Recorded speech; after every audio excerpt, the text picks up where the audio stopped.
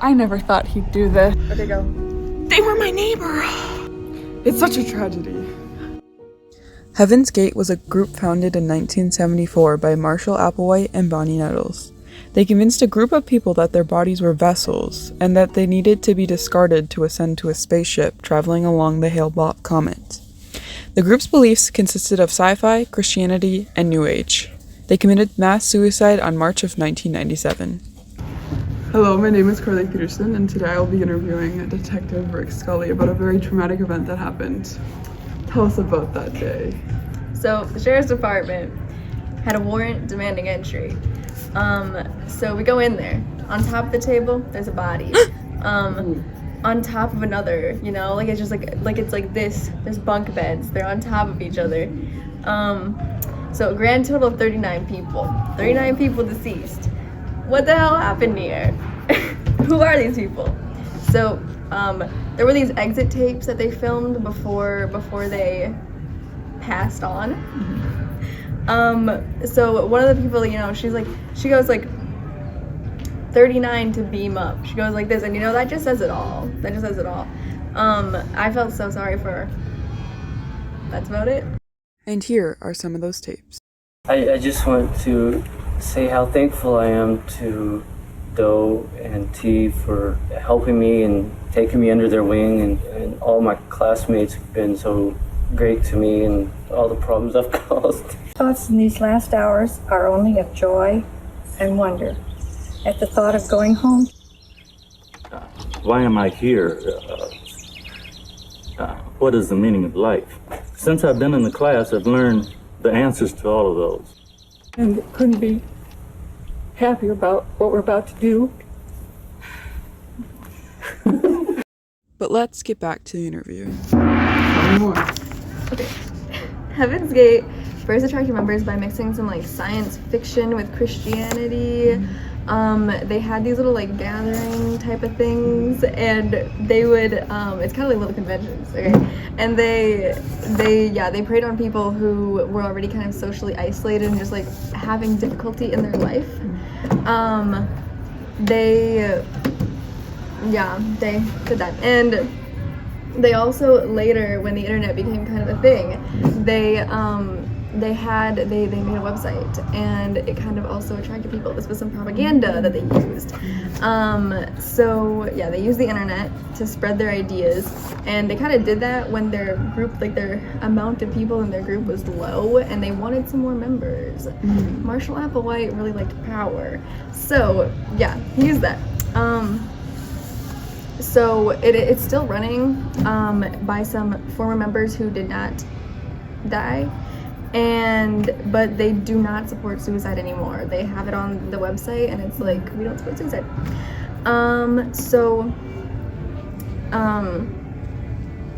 Leaders would get the people in the cult to conform to their ideas and stuff like that.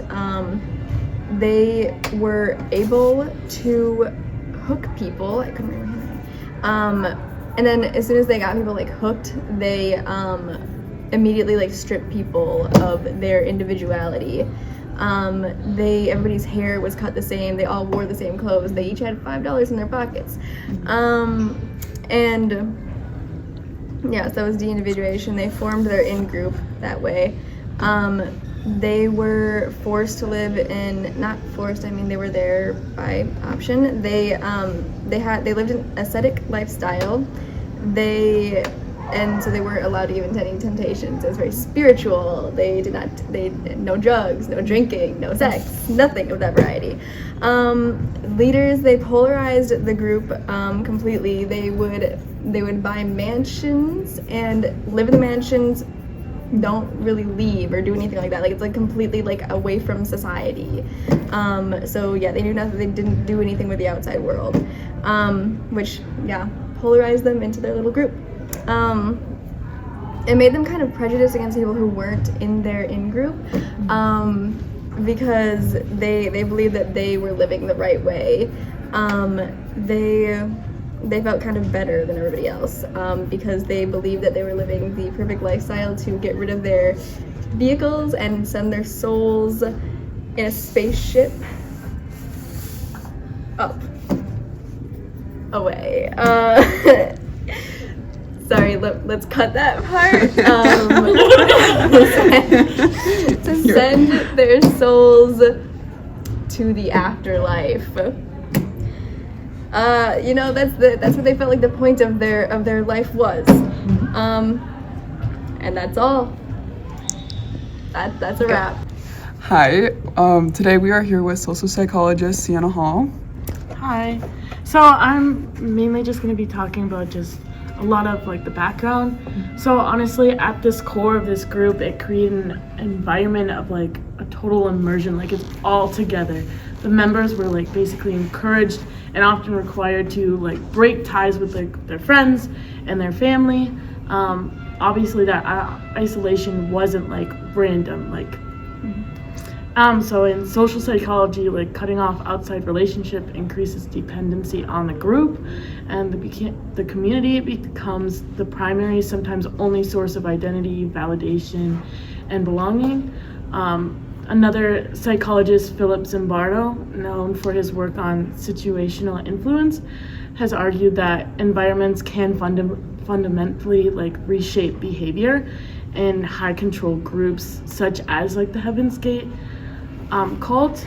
The situation obviously becomes stronger than the individual, which obviously leads to the mass like breakout and like how everybody like formed together, like the de-individuation. And obviously they wore like similar clothes. There was no personal possessions, nothing like that. They had the same haircuts, same kind of like relatively the same name. They were literally just taking away the I factor and putting in we. It's all one person.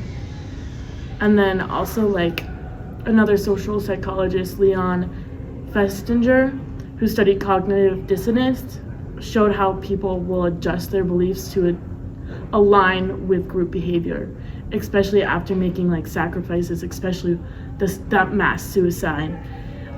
Once members gave up their families, careers, and identities, it became psychologically harder to question in groups teaching.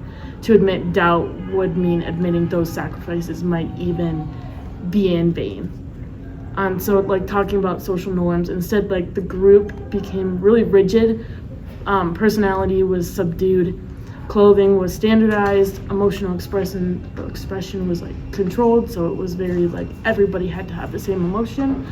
The group reinforced the idea that individuality was lower human flaw that needed to be overcome. Over time, conformity stopped feeling like pressure and it started feeling like a virtue, like it was just normal.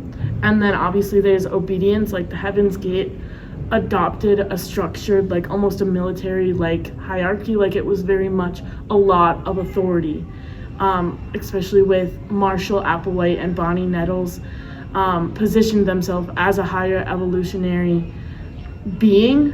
And so like the members were trained to follow instructions precisely. In the group's final phases referred to as the away team, the language deliberately mirrored that of a mission, which comes in play of like a military hierarchy. It framed their planned death not as suicide, but as a transition for like a deployment or like obviously a mission. So this is where classic like obedience like research becomes relevant, and like the study of like Stanley Milgram's kind of just plays off of that. Like it demonstrates the ordinary people would follow authoritative commands even when those commands conflicted with their moral instincts. So that's it. Thank you. Now we are here today with Rio D'Angelo, who's a former member of the cult. Would you like to tell us what it was about? Well, so I left 3 years before the mass suicide, and I noticed that something was off because every day it was constantly monitored. I had to go to mass meetings about Applewhite's teachings. We were forced to sing and wear clothes, and I just did not feel like myself anymore.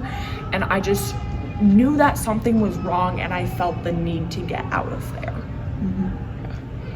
So you received a package a little after the events occurred. Could you want to tell us a little bit more about that? The morning of March 25th, I received a FedEx package at my workplace. It had 2 tapes entitled The Exit Messages, and I also received a bunch of letters from the members of the cult, and I took it upon myself to reach out to the police because I felt like this was a dire issue, and I was really just horrified by what I found within the package. And so I sent it to the police, and then they followed up on March 26th, and they took me with and Today we are with Louise, who is Marshall Applewhite's sister. Tell me more about your brother. Okay, so he nearly died with a heart blockage in the early 1970s.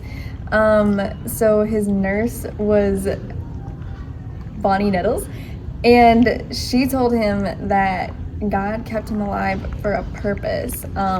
She kind of talked him into the idea of that. And she was telling him that he should lead these people, and he took that idea and he ran with it. He started calling himself the bow to Bonnie's peep, and then the dough to her tea.